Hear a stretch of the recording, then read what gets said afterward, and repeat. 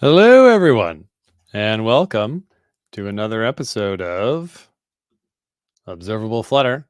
My name is Craig Labenz, and I'm your host. And today, I'm excited to bring you all a topic, one of the most upvoted features in the history of Flutter across GitHub, regardless of repository. I won't spoil what all this means if you're new to the topic. I'll let the founders and the founder and I believe engineer one of the company walk us all through it. So I'm excited to get into it. The quickest of housekeepings. Remember, folks, this is the Flutter community. Let's be as great to each other as we possibly can. All that good stuff. All right. Without further ado, today's guests are Eric Seidel and Felix Angeloff of Shorebird. They come extremely credentialed. I'll let them tell you all about their credentials, and if they skip any of them, if they're humble, then I will be sure to add those back in to the best of my ability. So, Eric and Felix, welcome to Observable Flutter. Would you like to say a few words to introduce yourselves? Eric, go for it. Nice to see you all again. So to introduce myself, so I started the Flutter project about 10 years ago and led the Flutter and Dart teams for a good long time. And then I left and started Shorebird, where we're trying to build a company around Flutter, and we've started by solving code push, which is, as you alluded to, the number one most upvoted issue in all of Flutter history. And Felix? I'm Felix, yeah. You probably know me from VGV before Shorebird, and before that I started my Flutter journey at BMW. And maybe you know me for some of my open source work like Block or Mason. But yeah, I'm super excited to be here as well, and it's great to be back. It's been a while since Craig and I have chatted. I think the last Observable Flutter I did was the Mason one that we collaborated on. So yeah, I believe this makes you only the second two-time guest. So nice, fancy. I'm emotionally invested in considering that esteemed company. So I will make that claim now.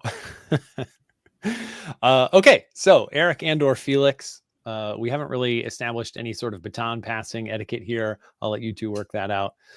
What is the crash course on code push? If someone doesn't know why we're talking about code push, what's the deal?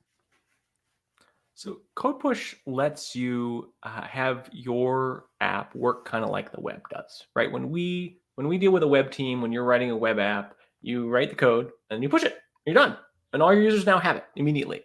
That's not the way that mobile works, but it is the way that all the largest mobile app teams work. They all have built their own code push solutions, but for the rest of us, there aren't ones. There's some on the React Native side. But Flutter didn't have one. And so code push is a way to do over-the-air updates to all your users instantly for your app. You write your code and you code push it, and then suddenly all your users are always using the latest version of your code.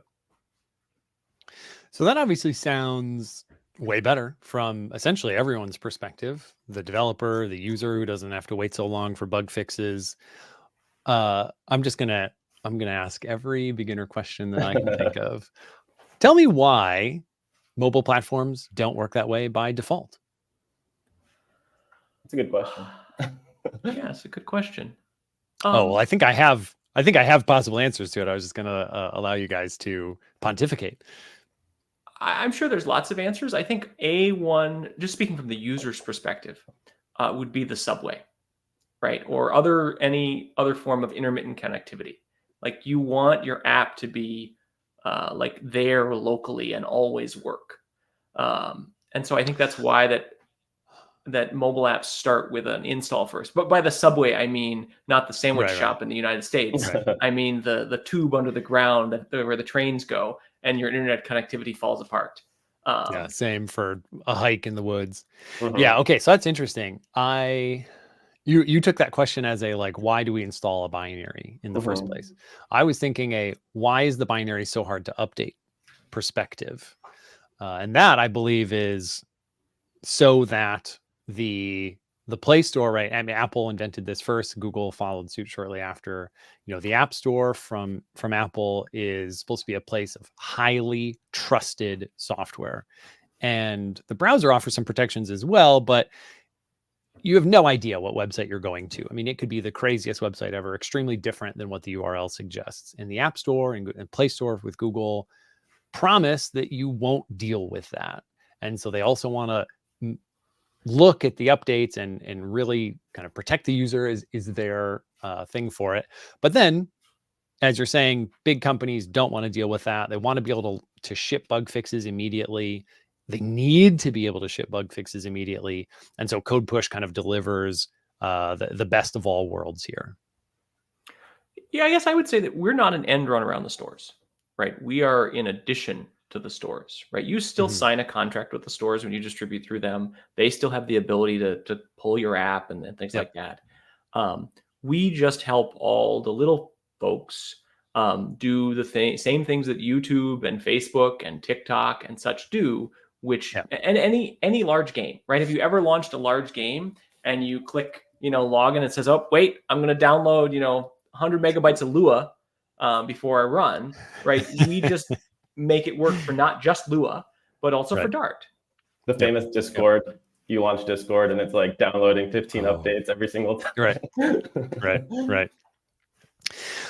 Okay, so that's Code Push conceptually. That's why as developers we would want it. That's why it will benefit our users. Great. So yeah, Eric, as you mentioned, you were the CTO, or you were. I'm mixing my timelines here. You were the director of engineering for Flutter, and now you're the CTO of Shorebird. Walk me through kind of what was the beginning of Shorebird like? What did you think you were getting into, and how quickly were you proven right or wrong?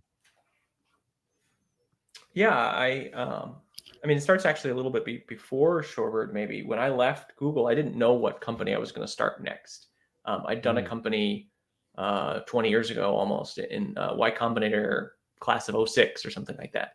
But this was my next VC funded company, and I thought I was going to do a bunch of other things. How we got into this was a draw back to Flutter, wanting to service the Flutter community. And then I think the original pitch that we made was actually one of Flutter on the server, Dart on the server.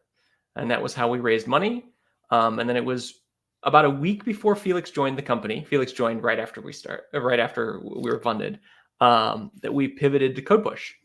And in the very early days, I built a very simple Android-only demo. And then Felix showed up a couple weeks later, and I asked him to delete it all and write it the correct way. You were kind enough to call me CTO. Yes, I do write code, but really, Felix and Brian and Eric are the technical minds behind so much of this. But yeah, so the early days, I think like many companies, you just don't know what you're doing.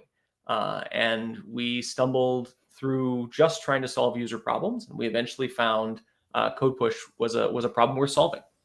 And it's taken us a year to get it to work really well. So I do want to, there's two threads I want to pursue right now. Obviously your last sentence there is taking a year to work well is where I think we'll spend most of our time kind of talking today.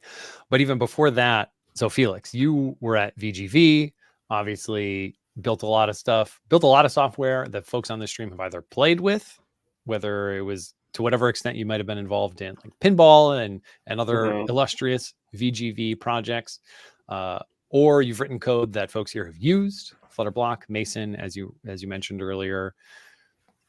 All love to VGV, but what were you kind of thinking and feeling when you thought it's time for a startup again? Yeah, it's a great question. I think for me, the biggest thing that I was kind of missing from the consulting world was like solving one problem, going really deep on the engineering side. I think it's really easy to kind of like get comfortable solving the same sets of problems over and over and over again when you're working with lots of different companies. I really did enjoy the aspect of consulting where you get to be exposed to a lot of different problems and a lot of different code bases and people, and you kind of get that wide view of the Flutter community and the Flutter ecosystem. But I kind of wanted to go deep again, like really focus on the engineering. And as Eric mentioned, when I first joined, I thought we were doing Flutter on the back end, Dart on the back end. And like, as you probably know, I had been working on Dart Frog. It seemed like the stars had kind of aligned. And so little did I know that's not what was going to end up happening. And like Eric mentioned, we'd spend a year working on a totally different product, but it's been really fun. And I've been learning a ton along the way. And also, I really wanted to just work with Eric and work with a lot of other talented engineers and kind of just like diversify the folks that I've kind of been exposed to and just keep growing, keep learning. So did you get bait and switched? No, I'm just kidding. I think it was a surprise to both of us, maybe. I don't know. Okay. So Eric bait and switched himself as well. Okay, got it. So it's actually kind of interesting how we ended up doing that. So I actually had built a demo. I'd spent a couple months building a Dart on the server demo. And it was when I went to sell it, I realized I might be making the same mistake that I had made with Flutter.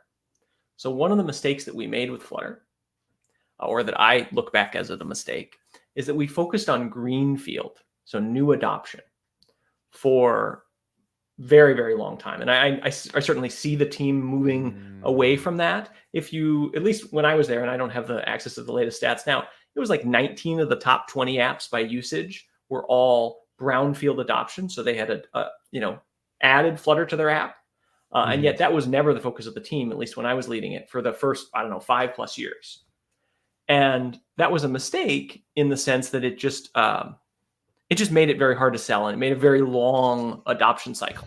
And so I saw that same thing happening for me with a Dart server product, because I would go and talk to these companies and be, great, let's use that for our next app. And I wanted to solve something where they could use it for their current app.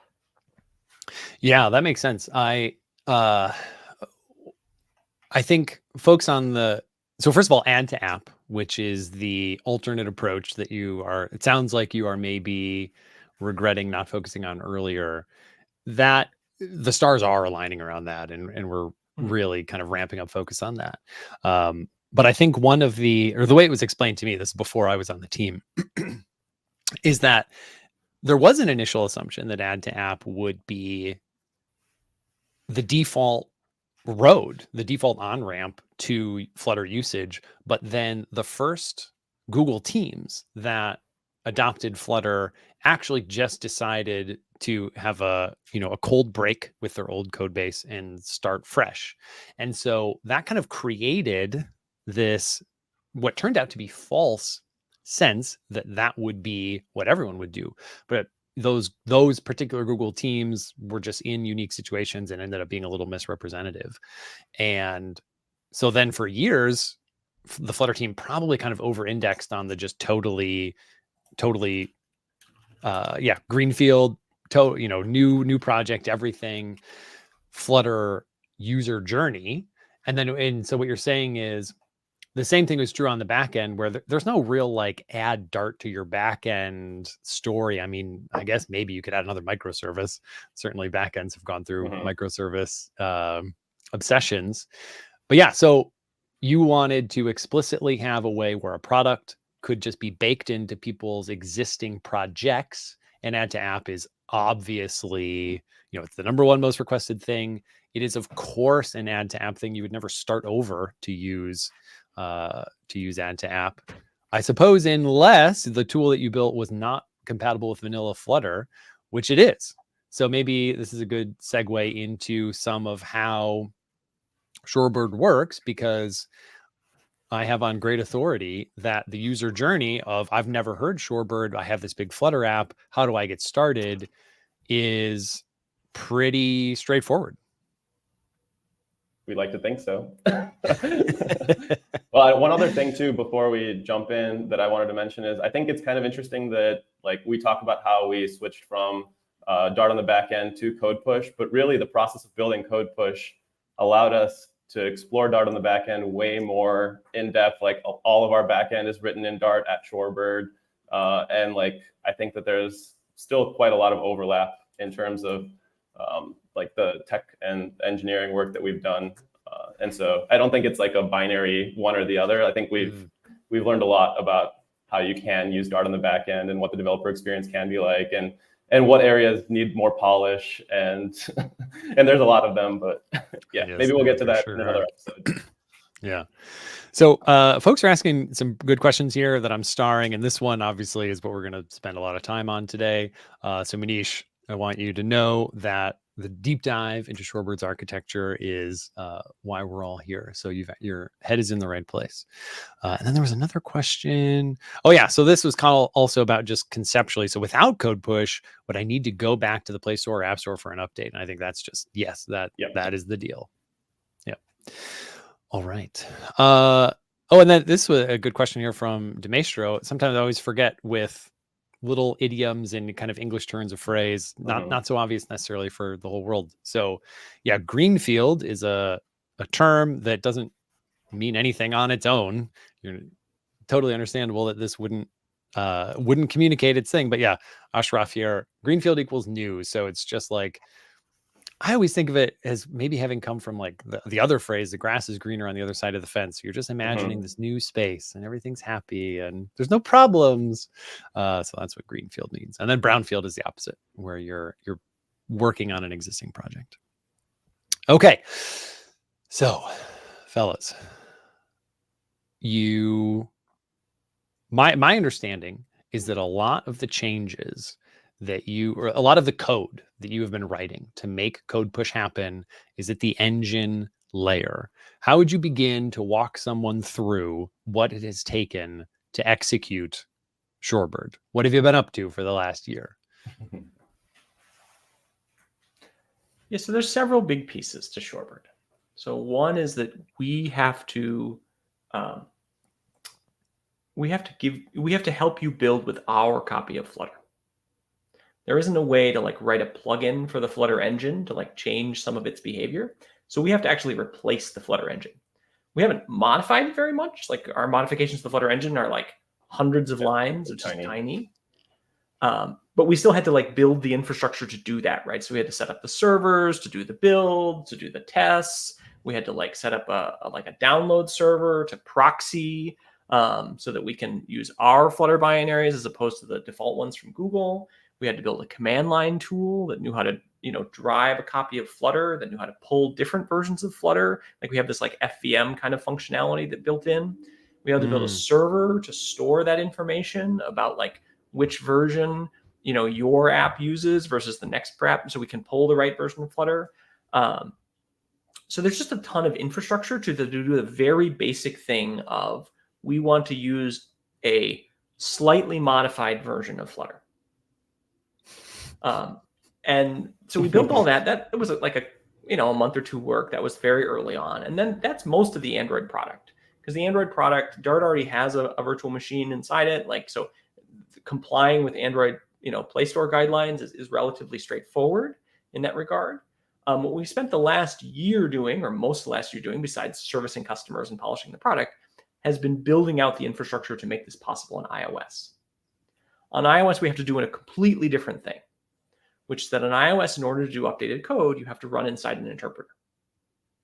And so Felix has been building a version of Dart that knows how to interpret your Dart code and still run it fast, run compliant with the store and still run it fast, and be able to handle, patches and changes.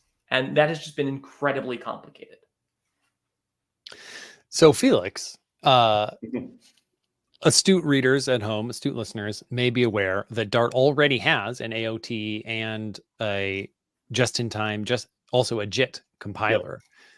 So what are you building that's different than the JIT compiler that I get if I run on my command line Dart myfile.dart and it's not an AOT compiled version? That's JIT execution. Walk me through what you're doing and how is it different than that? Yeah, well, so first, Shorebird only works with AOT in release mode, for example. So when you're building with Shorebird, you're essentially doing a Flutter build IPA or Flutter build app bundle -- release. So all your code has been ahead of time compiled. And we're teaching Dart, as Eric mentioned, to basically be able to detect, hey, the user has modified whatever, this small block of code. So we can't execute that on the CPU. So let's just interpret like that one tiny piece of code that has changed, and then let's switch back to the CPU and continue executing the rest of the code. And this works because in large part, most of the code that you're running is framework code and not code that you actually end up writing as a developer. And I'm sure we'll talk about all of the problems that we faced and optimizations that we made and still have to make. But we're basically teaching Dart how to, at runtime, in an AOT runtime, be able to switch between interpreting and running code on the CPU. So yeah, when you say, this code was changed, so we Mhm. have to go run the other stuff that was brought in, and then we switch back to the CPU. Yeah, we've Where- taught where are Dart we- how to where are you basically going? have.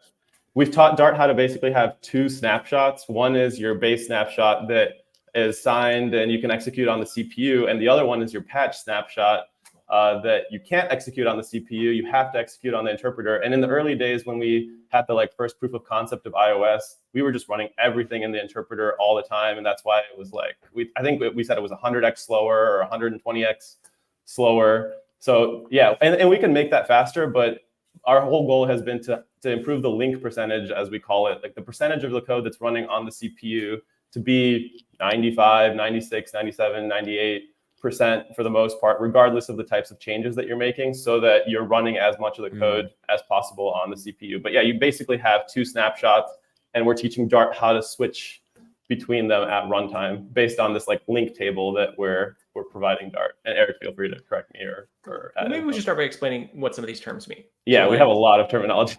ahead of time compilation is when you take your source code and you turn it into binary code on the developer's machine.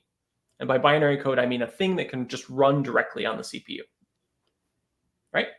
And then just-in-time compilation is something that JavaScript uses in a web browser, where you take your source code on the user's machine and you turn it just in time, you turn it into the binary code that the CPU knows how to handle. So we use an ahead-of-time compiled model, but we don't run exactly binary code. We run slightly modified binary code. We start with Dart's AOT pipeline, which does all the work for compiling Dart on the developer's machine. But obviously, on iOS, the major restriction is that you can't send down new executable code. Mm-hmm. And so we need a different environment in which to execute Dart that doesn't execute, it won't execute arbitrary ARM code, but it will execute our taken flavor of Dart that we've slightly modified and interpret it. And by interpret it means it doesn't try to run instructions on the CPU. Rather, it is sort of a fake CPU. It's slightly higher level, but not much. Mm-hmm. Did that make sense? Ish? Yeah. Yes, it makes sense to me, and certainly, folks, I'm watching the chat. So if anyone is just, and I have a handful of questions starred yet that I am going to come back to soon. So your good questions are not in vain. One detail that I'm wondering is in this alternate virtualized JIT environment, is it just shared memory must still be the case. So the heap and the stack and everything that the main app is running in, all the same variables, same addresses, all that is still accessible from the patched code as well, right? Correct. Yep. Okay. So we've taught the runtime how to, on a per function basis, make a decision of, is this function going to run just normal on the CPU, the way the good Slava intended, or is it going to be, run in our interpreted environment that does Gotcha. share, access to the same Dart heap, and knows how we've taught the runtime, how do you move from one environment to the other and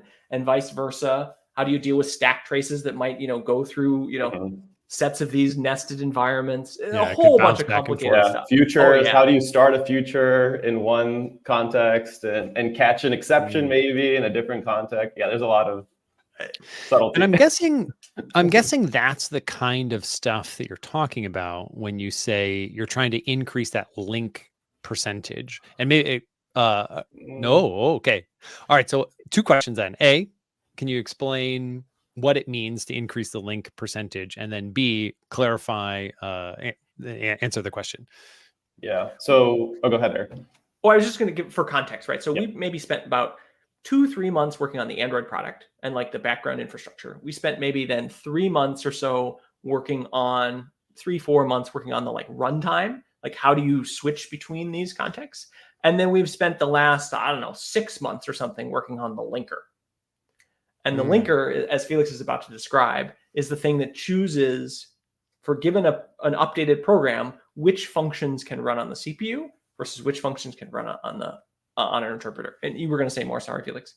No, I was gonna kind of try to answer the question of like, what do we mean when we say increase the link percentage, and maybe provide a bit more context around what that looks like. So right now, I think it helps, at least it helped me think of linking, or the process of linking, as just the step that we do after we've compiled all the code, just like Flutter normally does when you do a Flutter build, except for we have now multiple artifacts. We have the one that you've submitted when you've created a release and uploaded to the App Store, and then we have the latest version that you've presumably modified in some way. And the process of linking is us strictly comparing the code objects in those snapshots and trying to figure out which ones haven't changed. And that's at the instruction level, like a really low level view of what has changed, what hasn't changed. And we're very, very careful about, like, we'd rather not link than have incorrect behavior or cause your program to crash or do anything weird. And so because of that, we err on the side of, if we're not sure, we're not going to link that code, and we're just going to execute more code on the simulator. And as a result, we've kind of been on this journey, like Eric mentioned, of how can we modify the patch so that it shares as much code as possible with the base, because Dart does a lot of things when it compiles your AOT snapshot. It tries to optimize the order of code objects. It tries to inline code. It tries to optimize type checks. There's tons of things that Dart does that make it not deterministic, like what instructions it's going to barf out when you compile your AOT snapshot. And so that's what makes it really difficult, because we want to share as much code as possible between your release build and your patch build. So hopefully that makes sense. Yeah, I believe it does. So linking outside of the context of Shorebird, it's been a minute since I've been in a compiler's class, but linking is the act of connecting the symbol that is declared to the actual instructions that will be executed. Yes or no? Your version of linking is probably the correct one. Yeah, we are misusing linking. We're misusing the term. Maybe we should call it stitching or something. Yes. So that's exactly what I wanted to get at. Yeah. So that's linking outside of a Shorebird context. And then when you say linking, what I think you're saying is make the decision to call code in the original any patches build of the app. Okay. Correct. So that's linked code. And then any unlinked code is being executed in a patch or from a patch in the interpreter. Yeah, in the slow mode. Yes. So it helps to understand that the fundamental thing that Shorebird does is it replaces all of your Dart code.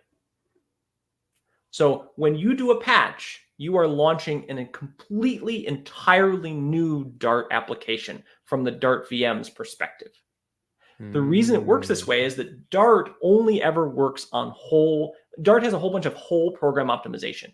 You've heard about the tree shaker. You know, when you build a Dart, like every Flutter app is sort of like bespoke, unique combination of Dart, right? It's not that like the Flutter framework is one blob that is shared between all Flutter apps.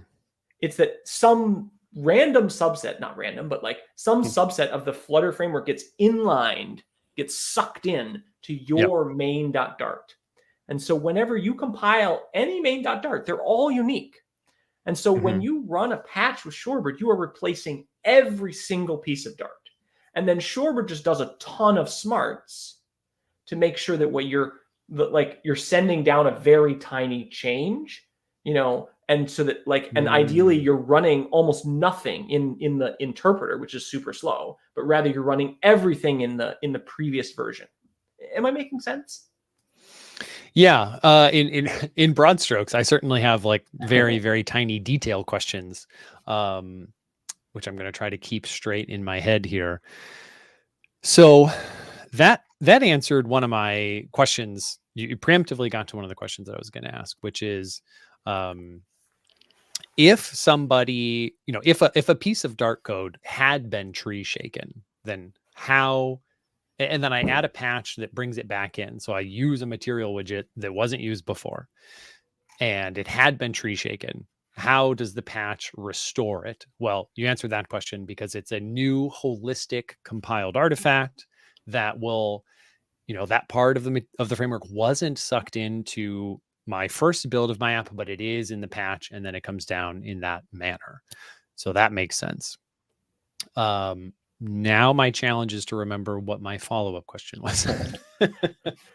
So I can tell you that the thing that makes this all work is that although, yes, technically each of these main.darts are like bespoke, unique unicorns, whatever, from the Dart compiler's perspective, the reality is they share 95% of the same code, or, certainly they share a ton of the same code. And most importantly, all the code that needs to be fast, or most of the code that needs to be fast, is all unchanged, right? The code that you really care about being fast in a Flutter app, outside of some plugins and whatever that do run a ton of Dart, is like the core layout algorithm.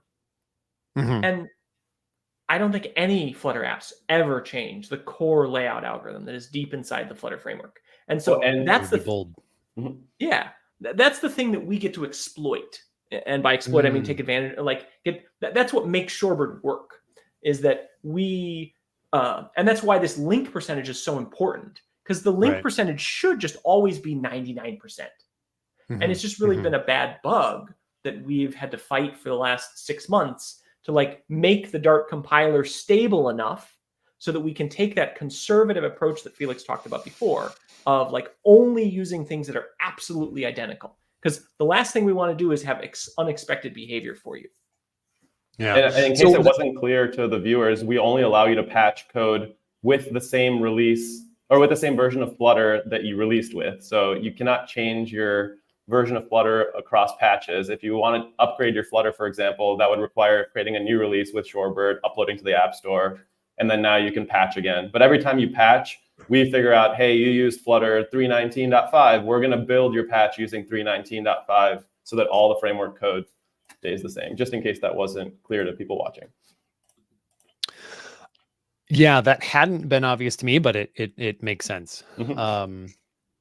Okay, so this comparison, and is this like a binary, are all the ones and all the zeros the same for these given instructions between the Pretty old close. build It's and the close, patch? yeah. Okay. There's some exceptions, but yeah, it's close. Okay, and then when does that happen? Is that at Shorebird build IPA and whatnot? Yeah. Okay. You'll see when you build, maybe we'll get to this in the demo portion, but you'll see when you're running Shorebird patch, you'll see a little loading indicator that says linking AOT snapshots. And that's the step that's doing this comparison to figure out what it can run on the CPU. Gotcha. Okay. All right. Let's hit a couple of the questions here because they're high quality, and then maybe it'll be demo time. This is a very broad one, but useful, or should be useful for pretty much everyone here. What is the state of tutorials? Are there any that you would share? I mean, we do have a doc site, so you can head over to docs.shorebird.dev. And we have some guides for various things. I think the quick start guide is kind of the I know nothing about Shorebird and I want to set it up and try it on my machine in 5 minutes or less type of thing. And we have some other ones on if you're using add to app, or if you have flavors in your app, or if you want to integrate into your CI system. But I think we definitely plan on adding and expanding our documentation and tutorials. But Eric, I don't know if you're going to add anything else, but I think the docs are a great place to start. Yeah. Okay, great. Just shared everyone the link. We'll probably bring this up again a time or two. I think we should all be going to docs.shorebird.dev later today. All right, next question. We've danced around this topic, but no explicit answers yet. So with Code Push, is there a ceiling for complexity in what can be patched? Is there any structural limit? Short answer is no. As long as it's Dart code, yeah. Yep. You cannot change native code, and that's a restriction of the stores, and so we haven't implemented any way to update native code. And so that means that if you're using a plugin that pulls in native code, you might not be able to change that plugin, but anything that's written in Dart, you can change. And we warn you, if you're not sure if you change native code, or assets is another one. I think a lot of people, the tree shaking of assets is something that people stumble over a little bit, because Flutter automatically tree shakes icons. So if you're using material icons, for example, you're not actually including every single material icon in your app's assets. When you ship your app, you're only including the ones that you've used. And so changing icons for the moment is something that, like, the whole asset support is something that we don't yet support, but we do plan to support in the near future. So I think it's just native code and assets that you can't change. And we warn you, if either of those have changed, you'll have to explicitly accept that you're sure you know what you're doing, and you want to continue. Yeah, and if you're using a new material icon and you click, I know what I'm doing, you were wrong, and it sounds like you didn't know what you were doing. You'll either see a random icon or like a little question mark, or it'll be a surprise. Yeah. Undefined behavior. So you mentioned that patches cannot contain a change to native code. Now, does native code mean any C as well? So is it because the engine has updated that a Flutter version can't be bumped in a patch?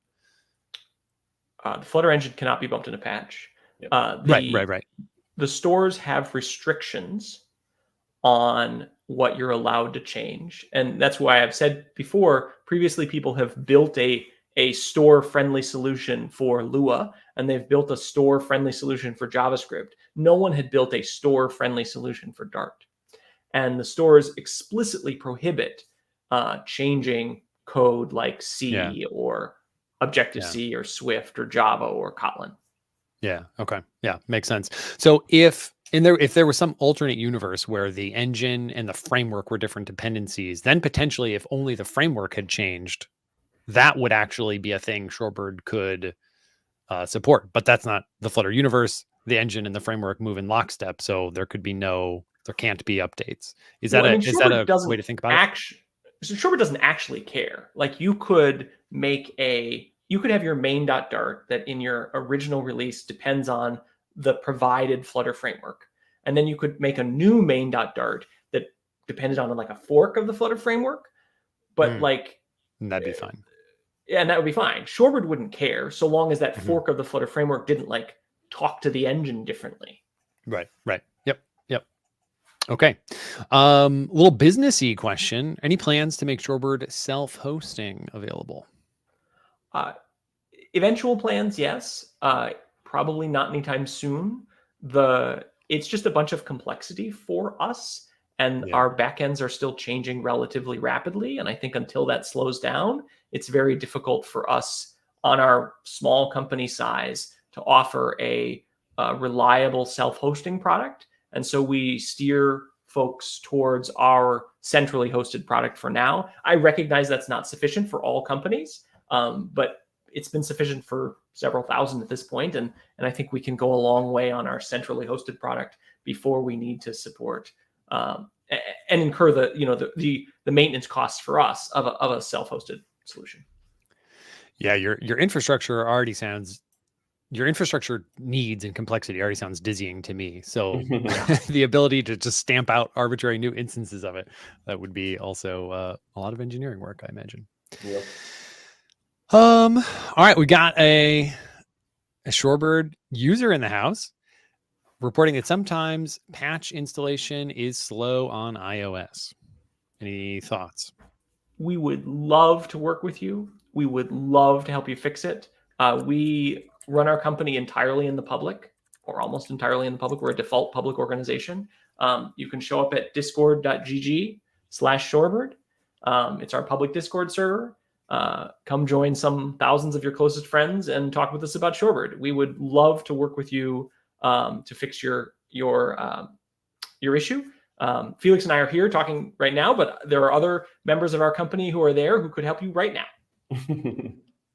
Yeah, wasn't enough space in the little screen here to invite the entire company. All right. Last question currently queued. So I can only use Shorebird for getting hotfixes out there faster without going through the store review, but it might crash while releasing a bigger module. since starring this question, I think we've mostly covered this. Dart code can arbitrarily change. Native code can't. That's the deal. And I would just point out, Shorebird should never, ever make your app crash. Like, we very much believe in the Hippocratic Oath, right? The thing that doctors take, right? Of the first do no harm, right? Like, we have designed Shorebird to be a seamless drop-in replacement for Flutter build. And it should never be a question of, is Shorebird better than your previous setup? Like, it should always be. And so if you believe that we're ever like slowing down your app or making it crash or anything like that, let us know. We are there to fix it. I love your invocation of the Hippocratic Oath. I remember, this is a tangent. A while ago, I was reading like just a list of crazy things doctors used to do. You know, like radiate your skin for acne. Oh, shove some leeches up your nose because we think that's a good idea. And you read these things that doctors used to do. They're basically randomized actions. Oh, hit you in the hand with a hammer because your foot hurts. Suddenly, the Hippocratic Oath makes a lot more sense. Like, oh, you were doing a lot of harm. Got it. Because I thought that just seemed real obvious, but now makes sense. Okay, I'm skimming the questions here. Got another fan, 5-month-long user reporting the product is trending in the right direction. And other people saying they've been using it for a bunch of months as well. Awesome. Okay, so shall we move into demo time? Sure. Did we decide? Are we? I don't think we decided. I think if Craig's open to it, it would be good to start with Craig driving and going through the experience of someone new adding Shorebird to their Flutter app, and then we can show, maybe if we have some time, a demo of Flutter or of a Shorebird in the wild that maybe the viewers can kind of see for themselves and interact with on their own devices. Does that sound good? So it could be. While you were fetching headphones before the stream, Eric and I tentatively agreed on the opposite. Oh, sure. That works for me. So I think maybe folks can weigh in the chat as well. There's different things that you can see first. One is, me adding Shorebird to a Flutter app. Another one is maybe a more advanced Shorebird situation. So I believe Eric and or Felix have a project that might be able to demonstrate code push and this kind of patch situation in an interesting way, or we can watch me set it up. And I think there's value in both of those. Normally when I ask folks to cast votes, I get like 1 vote. So we'll see. But so Eric, Felix, what, in light of this kind of trade-off and where we might spend our next few minutes, what are your thoughts? We do have our first vote in for the more advanced demo. Sure. I mean, I'm happy to. I don't know how much more advanced it is. I think if we're talking about doing just the Flutter and Friends conference app demo, that's an app that folks can download on their Android and iOS devices. We can. Do you have it on your machine that you can drive? All right, let's do it, Felix. Yep. And then I'm going to also download the Flutter and Friends app myself. So just to set up what is going to happen here, if all of us go, and is this going to work on iOS and Android? It can. It's up to. Yeah, I'm just wondering. So full disclosure, I pushed new releases to the App Store last night, and the App Store was pretty good about reviewing and approving those. So we do have fresh releases running the latest stable version of Shorebird for both iOS and Android. And as part of that process, I found a bug in my iOS release, and I already pushed 1 patch to iOS. So for the iOS users out there, if you download Flutter and Friends from the App Store, you will see a patch get applied just out of the box because there was a bug already. So that's a little bonus. But we can do a demo where we push a change to both Android and iOS. I'm downloading it now. So are you able to share your Flutter and Friends Visual Studio Code? Yep. Let me pull it up. Okay. Yeah, I just downloaded it myself. First of all, this app has 1 review. Yeah. Yep. Start available now. So, folks, we need to start. We need to put in some reviews for this app. But yeah, an update is available. Restart now. Let's do it. So that was the first patch. Yeah. For those following along, you'll see a little banner that tells you that you have an update available and you can restart the app. That's because Shorebird downloads updates in the background, and then when they're available, we're using the Shorebird code push package, which we can talk more about in this particular app, and kind of customizing the update experience a little bit. And the bug that I was fixing was the version number in the settings screen. So the version, I released version 101 build number 9 on iOS, but I forgot to update the string in the settings of the app. And so that was kind of outdated. So if the patch worked, you should be able to go to your settings and then see that you are running 101.9. And then the number 1 means that you're running patch number 1. So you have successfully applied a patch. All right. Yeah, and I can share my screen. Let me present. So this is the Flutter and Friends conference app, right? So there's a Flutter and Friends conference in Stockholm every year, and Felix wrote the app for them a couple years ago, and that app includes Shorebird. And I remember, Felix, you were telling me the story about how this app is entirely offline. Yeah. So the funny thing about this is I was originally going to host some sort of simple backend or throw the JSON up somewhere for all the speaker data and talks and everything. But I realized since we're using Shorebird, I can just update that data whenever I want, and it's all in Dart. So the code is all open source on GitHub. I think we can share the link later.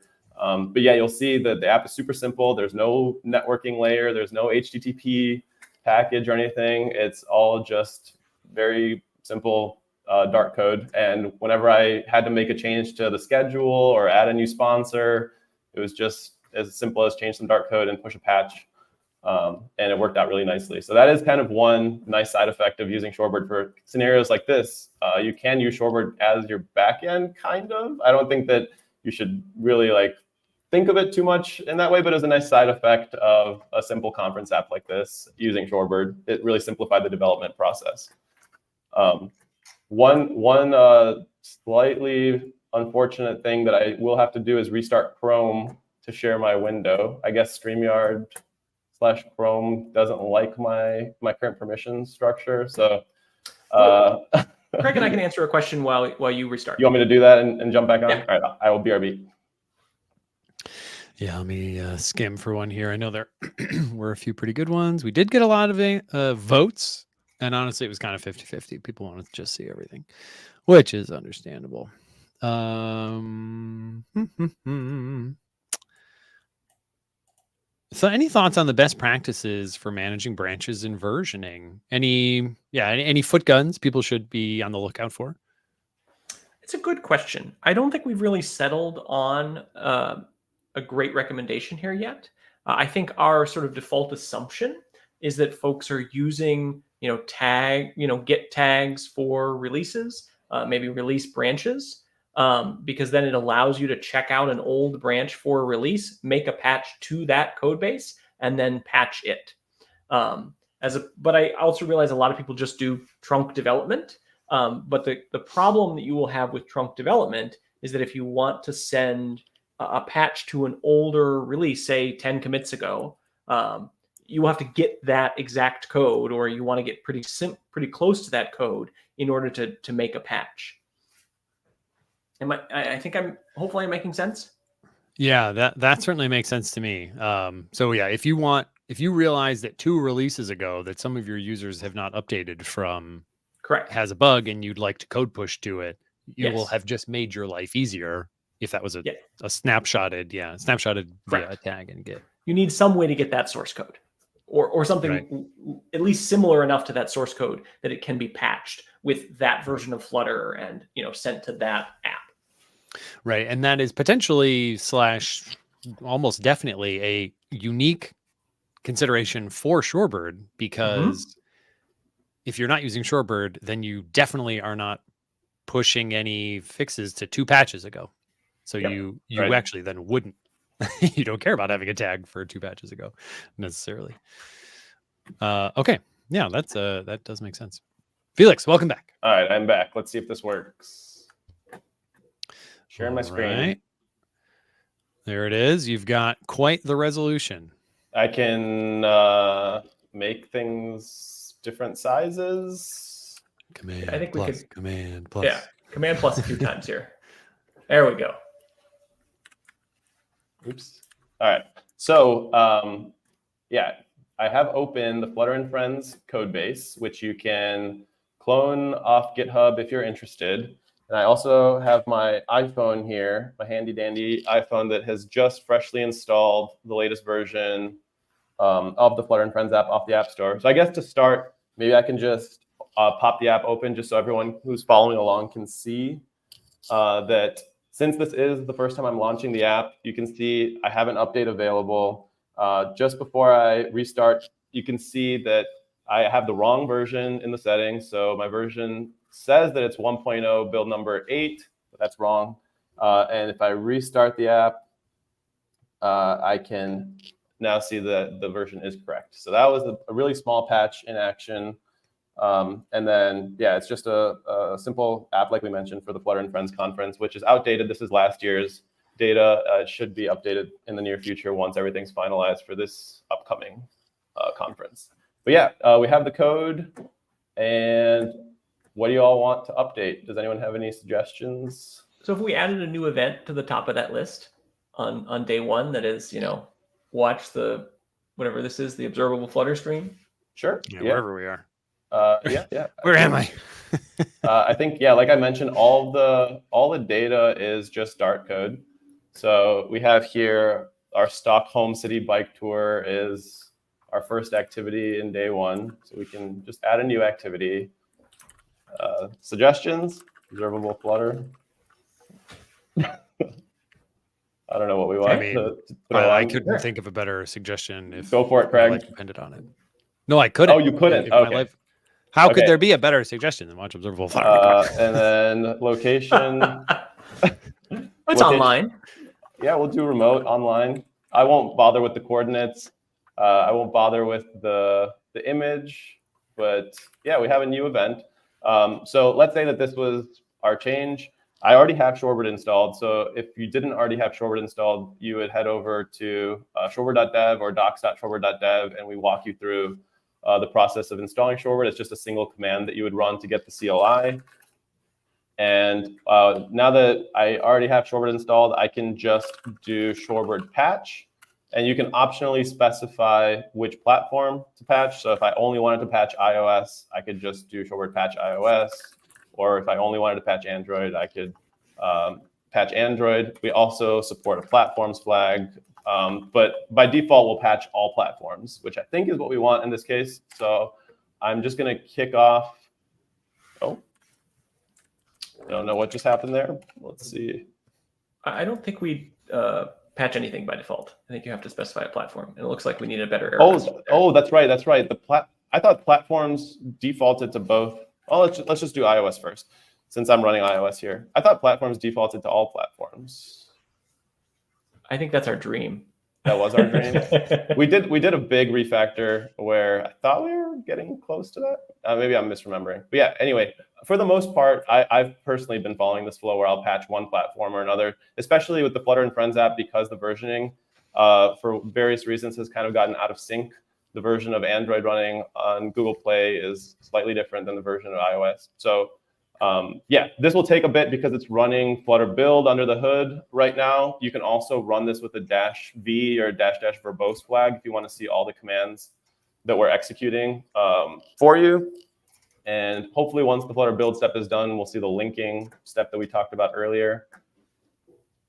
Well, we have a few questions that might be able to fill a little time here. Yeah. One I can maybe just hit quickly because we've already talked about it earlier, but this is fine. 2 in a row asking about self-hosted in the future, hopefully, but probably don't hold your breath. Team's very small and the back end is changing still. So hard to have a stable, I'd like a copy of the back end thing, but one day. And this one may also be a late joiner. Welcome, senor. Do I need to wait for a review as usual? No, that's the point. Yep. That's why we're here. Oh, this is the fun. I was actually just thinking about covering this explicitly. Would Shorebird ever make sense for the web? We don't currently have any plans to support the web because the web does this. Yeah. Yep. You can already do this. Yeah. As a first-class citizen on the web. I like to call the web just the greatest software distribution channel ever invented. And yeah, part of what makes it so great is the immediacy of patches. All right, Felix. So back to the terminal. I did not plan this, but because I built the previous release of this app on my personal computer, which is, I believe, using Xcode 15.3, and I'm using a slightly different version of Xcode, we do have a warning here that some assets have changed. I think this is safe to just continue anyways, but this is an example of the type of warning that you'll see if Shorebird detects either asset changes or native code changes. If there were native code changes, you'd see a slightly different warning. And native code changes are much more serious. Like you don't want to be accidentally shipping a patch with native code changes unless you're really, really sure you know what you're doing. In this case, I think these are just Xcode version formatting differences or really minor differences that shouldn't be a huge deal. But everyone gets to see the warning now. This is what the warning looks like. And we do see the linking step here. So we're linking AOT files. With this Dart change where we added a new activity, we give you the link percentage. This doesn't necessarily mean too much because it is possible to have a low link percentage and poor performance, and good performance, and a high link percentage and poor performance. It all just really matters. What really matters is what code, what hot path, if the hot path is running on the CPU or on the simulator for various code paths. But in this case, this should be a fairly small change, and it shouldn't really impact performance. But yeah, I can go ahead and now click yes to continue. I have published my patch. I have Flutter and Friends wired up to also accept like a push notification whenever a patch is available, which I won't trigger now so I don't spam a bunch of people's devices. But a quick way to check for a new patch if you're running the app is to just tap on the version list tile, or you can just kill the app and relaunch it. But if you tap on the version, it'll programmatically just ask, hey, Shorebird, is there a new patch available? In this case, we just shipped one. So I'm going to restart. And voila, we have our Observable Flutter event that is online. And we didn't change the date or the asset, but we do have our new event at the top of the list. So that's kind of an example of the flow. And for Android, it would be very similar. I don't know that it's worth doing an Android build right now, but you would run Shorebird patch Android as well. And the command that I was thinking of earlier, if you want to patch both, is platforms, and then you can do like iOS, Android if you want to do both.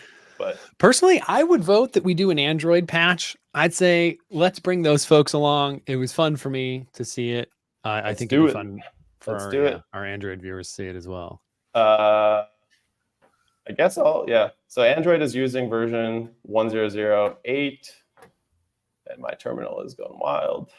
But yeah, well, if you have any other questions you want us to answer in the meantime, this is again just going to do a Flutter build app bundle, and that takes up the majority of the build time. So yeah. So a couple folks in the chat have maybe just not caught. So there haven't been any Android patches yet. First one going out now. So yep. It'll be happening for Android shortly. Android's much faster. We're getting close, and there's no link step for Android, so we should have a patch in a few seconds. So stay tuned.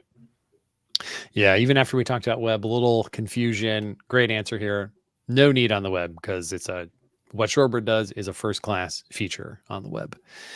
Android's live. So Android users, please let us know if it worked. Yeah. I only have my iPhone here. Yeah, I have a Pixel whose battery is dead. I could also pull up an emulator, but I must admit, I was wondering just like whether or not this would work on an emulator. You know, sometimes I'm surprised by what not down the middle features just only work on a real device. So obviously we see here it does work on an emulator.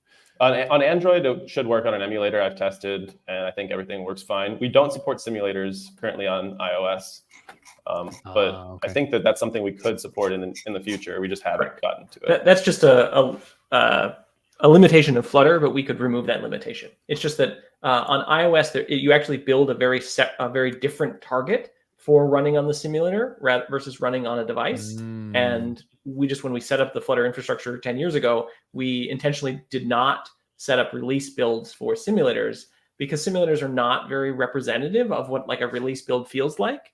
Right. But we could fix that either upstream Flutter or in Shorebird itself.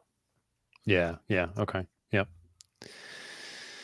All right. I'm skimming questions here, but I mean, I'm feeling like we've really made great use of our time here. So while I skim questions and while this patch goes out and hopefully we get a bunch of thumbs up from Android developers, Eric and Felix, are there any other aspects of Shorebird that we all need to know about?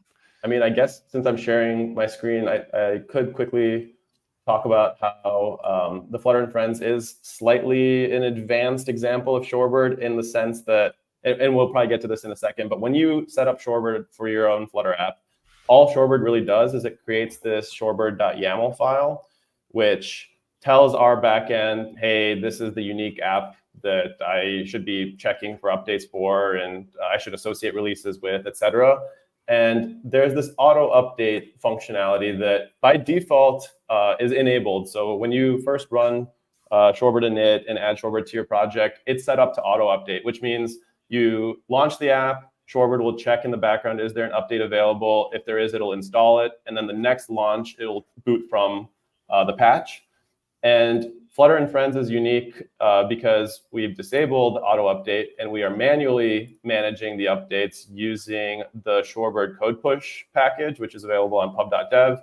And that's just a way for you to talk to Shorebird programmatically and decide when and how to do the whole patch update installation process. And so I think we don't have to go too much into the code, but it's as simple as you can ask, like, is there a new patch available for download?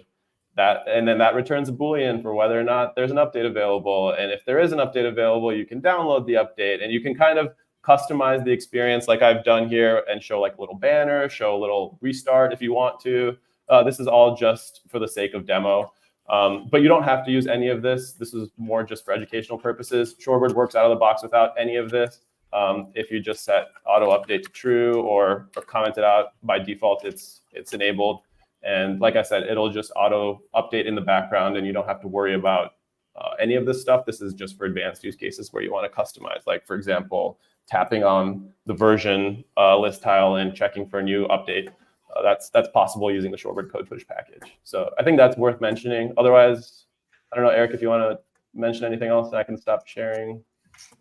I don't think there's much else. There's some questions I'd like to answer in the stream, but I think it's also important to point folks to this repository. So this repository is entirely open source. It's a somewhat advanced example of using Shorebird.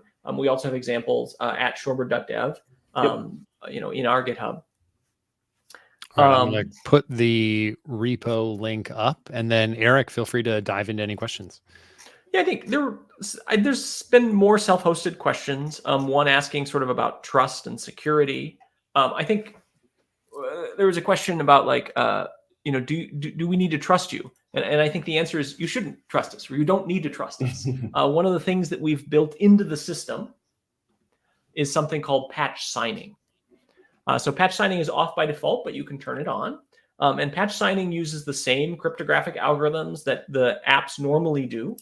And it makes it so that you don't have to trust anyone in between your machine and your users. Because when you make a patch, you sign it with your cryptographic signature. And the updater, when it installs the patch, it verifies it against your public key.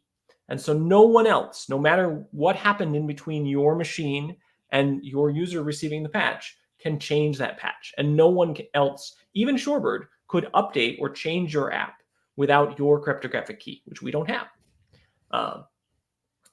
So yeah, we care a lot about security. Obviously, I think you can trust us, but you shouldn't have to trust us. And that's why we've built things like this patch signing infrastructure, is so that you can, it's your users, it's your code. We, for example, never see your source code, right? So there's a whole set of Shorebird that runs entirely offline. Or the build process rather runs entirely offline. We never share that source code with our servers, and we don't want to see your source code. We don't want to do anything, to your app. That's entirely you. And we just provide you the mechanism of control and distribution. Question just came in. What would happen if Flutter released a native SDK features similar to Shorebird? That would be such an enormous pivot as to invalidate every assumption I have. I mean, yeah, the issue has been Not gonna open for a while on Flutter, and it seemed like the Flutter team had no plans to support that, which is why we decided to tackle that at Shorebird. So that would be pretty surprising. Yeah. This is actually a pretty astute question, though. One thing that I've learned from my time at startups is that it is always risky to have your entire business be someone else's feature. Sure. Yeah. I think this is a really safe feature for this business. One, just a reality of Flutter, and Eric can speak to this even more than me, even though, Eric has obviously moved on from the Flutter team, but just it's such a large surface area of API. It's such a large API surface area. And there's a lot of people that work on Flutter and Dart at Google, but boy, we could use more. And so still, despite having a lot of people, the Flutter team has to be pretty judicious about what we actually solve internally versus any big thing like this that the community solves. Obviously, Shorebird delivering that is just such a gift. And because Flutter is free, there isn't really any need for Google to be like, no, we want to build that. So I don't think that's going to happen. That's a great question. Very astute, but I think this is safe. Okay. Scanning for other. Oh, this is an interesting one. How does Shorebird compare to Flutter Eval? Yeah, it is a good question. So there's another common one is question, how does it compare to package RFW?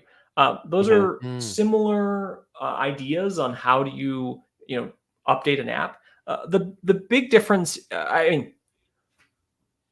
they're technologically wholly dissimilar. Like they're very, very different approaches. So we replace the build infrastructure that you use, and we build a new copy of your app, and we diff and upload with that. So we've modified the Dart VM to make this possible. Flutter Eval is going to run a Dart interpreter, and you have to run a Dart interpreter written in Dart. You're going to have to designate some set of your app, some portion of your app, as this is updatable.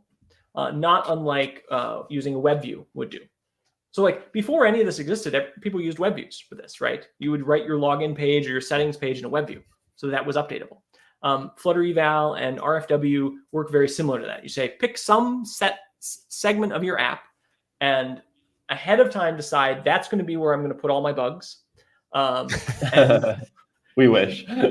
and assuming you find bugs there, you can update it there. We started from a different premise of that, like, I don't know where I'm going to write bugs. And so you should be able to update every single line of Dart code, whether you've put it in a pre-designated bucket of this is updatable or not. Well, and to your point earlier, Shorebird doesn't require you to change any of your code at all, as we've seen. Like it's purely a build step. Adding Shorebird is just adding a YAML file to your app. So you can add and remove Shorebird in just a matter of minutes. You don't have to, like Eric mentioned, plan and write a bunch of code specifically with the intent of being able to do over-the-air updates or have dynamic content. It's a really nice, seamless integration. So. Yeah, I mean, I feel like RFW is more for things like really flexible A/B testing, which is suggested by the very pithy line, put all your bugs there. That's funny. Let's see. Gosh, there's so many other good questions. A lot of requests for assets. To go back to that, your hands are just tied there, right? Cannot. No, not at all. No, we can do asset support. Yeah.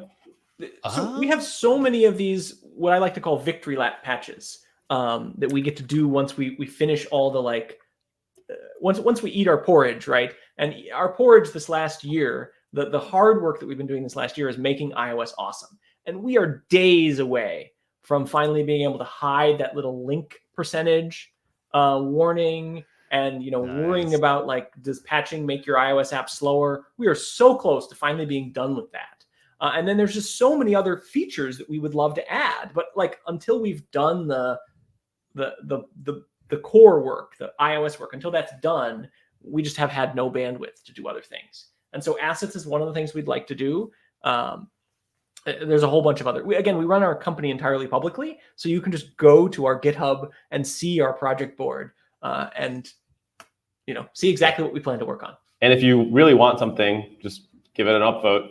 And we do look at the upvotes when we're prioritizing what to work on next. So you can influence how soon we work on asset support or other new features. Victory lap countdown intensifies. Well, I'm glad I went back to that because I had actually misunderstood earlier. I did think that assets were not going to be on the table. So yeah, thank you for people who kept asking. Let's see, I have other ones. This is a quick one. It was correctly answered in the chat, but just so everyone catches it. What's up with the name Shorebird? So Flutter was started on a street, Shorebird Way, in Mountain View at Google's campus. And, naming things is hard. It's one of the hardest problems in computer science. And so when naming the company and the product, we just picked the name of the street that Flutter was founded on. Great. Poetic. I love it. This is a good question. Thoughts on benchmarking performance? So obviously we're talking about a world where in theory that's going to almost entirely go away on iOS, but there is still the fast mode versus the slow mode. And you mentioned that as long as the hot path is in fast mode, then you should be good. But if someone's worried, thoughts on benchmarking? Yeah. So I it's something we have talked a lot about and something that we've worried a lot about because it's been a problem we have to solve. The reality is that it just isn't a thing you will have to think about. So for example, on Android today, there's never been a performance problem regarding Shorebird on Android. We solved that very early on.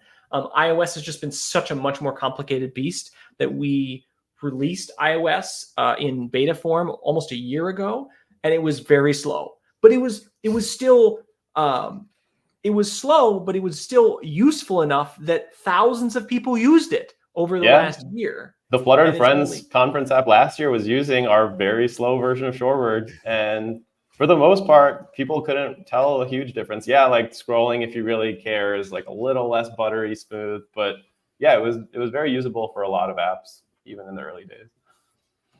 And now the hit to scrolling is evaporating. Yes. Hopefully not. You pushed just now, right? Yeah, you can test it out for yourself. Yep. Right. I was going to say on the benchmarking front, I think as with most things, you should probably just run your own benchmarks as you normally would. Like pretend like Shorebird's not there and pretend like you're just using Flutter build and just carry on as you normally do. We also offer a way to create a patch and submit it to our staging environment so that you can preview a patch locally before pushing it out to all your users in production. So that's something that we highly recommend if you're worried about performance or worried about any various issues like will it crash my app or those types of questions that we saw earlier. You can always preview your app and stage it and then click the button in the console when you want to distribute it to all your users. And that's just generating a IPA or an app bundle just like Flutter does, so you can use whatever tooling you use to run performance tests or QA test it and just pretend like Shorebird's not there. Because really, like Eric mentioned, it's a drop-in replacement. So you should kind of just forget about the fact that Shorebird's even there. And it's just a different command that you happen to run when you're building your app. Yep. Some folks consider this detail about their company as trade secret. I don't know if you do. Feel free to say pass. Nope. How big's the team? 4 of us. 4. So you have half the company here. We're not going to be that size forever. We, Flutter started as about 6 people, and then about 3 months in, we lost about half of that. So it was about 3 of us for a while, and then we acquired another company, and we got up to about 9, and then fell down again. But I believe in small teams for a long time to sort of sort out the things. And then once you've figured out what you're doing, then hiring just becomes a very different problem. Like if you have 10 voices in the room while you're still trying to figure out what to do, that's very hard. But if you have 4, like we can all still fit on, and we literally do. We all sit on a Discord call all day long. And Wow. it's That is a unique way to work. Okay. I just saw a question. Actually, I don't know if this is the one. Let me find it. There was something that kind of related to what we're talking about now. All right. I don't know if I'm going to find it, but I remember it. And the person wrote, how can I contribute to Shorebird? It's a great question. hit us up on Discord. You can contribute on GitHub directly. We do all of our development on Discord. All of our development on GitHub. We do try to tag issues that we think would be friendly for first-time contributors with good first issue. So if you're looking for something, you can filter issues by issues labeled with that good first issue label.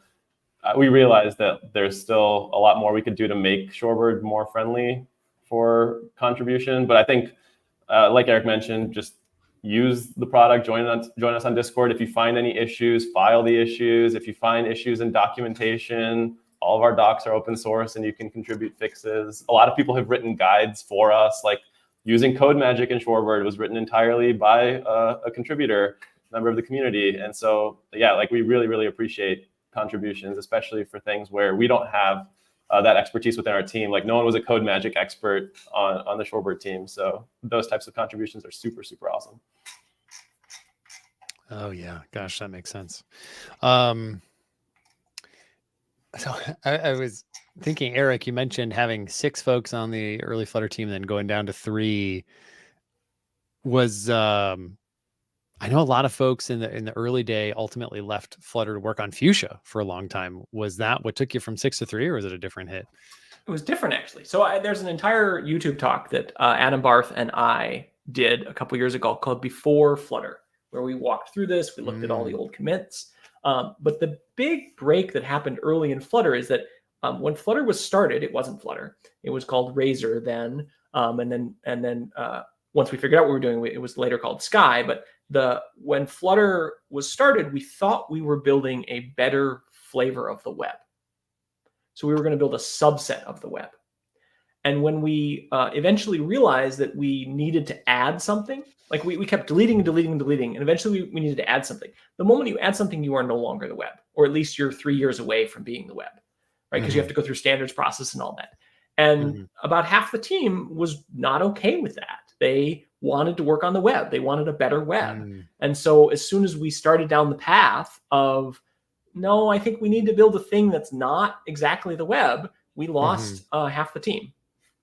And that was probably before you were even using Dart. I imagine you were using JavaScript then. Yeah, we wrote another trivia. Again, you can see this in Before Flutter or other times that I've talked, but we wrote 3 versions of the whole system in JavaScript before we gave up on JavaScript and moved to Dart. Yeah. I always forget that detail, and I'm going to try to remember it when I'm inevitably asked again, why doesn't Flutter use JavaScript? Well, so those early they did versions, 3 times. the reason why we had to move is startup time on iOS. So we had written so much JavaScript. And remember, we talked about this very earlier in the stream. If you just joined, you may have missed it, but we talked about the difference between ahead of time compilation and just-in-time compilation, right? And so JavaScript is a just-in-time compiled language. So every time you start a JavaScript app, it has to compile all of your JavaScript into machine code. It doesn't remember any of the machine code from the last time you ran your JavaScript app. So there's just a whole bunch of work it has to do every time you launch a JavaScript app. And so what happened was we'd written so much JavaScript that it took 12 seconds to start a then Sky app. This is what would become Flutter on an iOS device. And so we realized at that point we had to move to an AOT solution. Like a JIT-based language just wasn't going to work. 12 seconds. Yeah, it's a long time. It's a tough sell. Eric, the audience here wants a real live stream. They know quality when they see it, and they're hungry for it. And they're wondering, are you going to return to your own live streaming? Eric has / maybe had a show about engineering. Yeah, so Any we plans stopped to about bring 2 it back? years ago when we started the company, or when I started the company. I won't say no, but I think that it's a busy times running a small company. Yeah, man, I've been at it. I think like 6 was the smallest company that I've been at, something like that, 5, 6. And it's just, yeah, everyone's doing everything all the time. Everyone has to learn every skill. There's so much to be done. Yeah, busyness runs amok. All right, Eric, Felix, thank you so much for coming on. I have been this is illuminating for me. I understand Shorebird much better than I did 82 minutes ago. And let's see, do I have a banner for... So if you strip docs off of this, you'll go to the actual website. Yeah, if you just forget all these links, just go to shorebird.dev. We link to everything from shorebird.dev. So the one link that you just need to remember. Yep, I'm trying to add that as well. There we go. Look, I swear I know how to computer. So yeah, shorebird.dev. It's got all the things. Drop-in replacement for the Flutter CLI. Hot fix your apps. Quickly push patches that fix bugs, because none of us can predict where we're going to write bugs. Eric, Felix, any final words? Yeah, please try the product. Come say hi. Like, I think one thing that people don't realize is in the early days of things, the biggest thing we need is feedback, right? Like, we're trying to build a thing for millions of Flutter devs, and most of them don't know we exist, and we certainly don't know what they need. So if you need something, let us know. Yep. Great. And yeah, hit them up on Discord. That's how Yep, you we're always on. Yeah, always find us on Discord. They're on a call together all day. 24/7. Oh, that's so funny. Okay. Well, folks, this has been absolutely great. I hope you enjoyed it. Normally I tease what will happen in the next week of Observable Flutter, but I haven't thought that far ahead. There's an American holiday next week, and I forget whether or not it conflicts with Thursday, but that will probably dictate whether or not there's a stream next week. So I may see you then, if not shortly afterwards. But thanks for tuning in, and we'll see you all again soon. Thanks for having us. See ya.